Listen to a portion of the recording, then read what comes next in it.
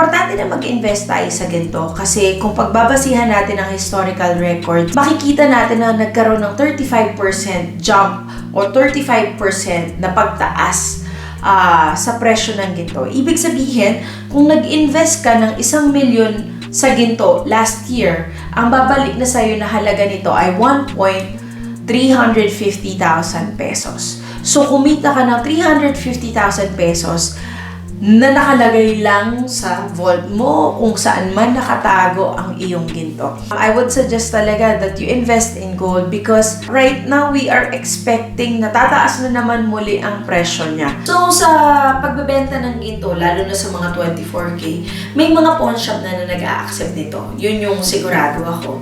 Pangalawa, andito ang Leros Jewelry. Lalo na kung sa amin mo binili yung ginto mo, maaari ka rin namin tulungan sa pagbebenta nito. I'm Rochelle Diglasan, your personal jeweler.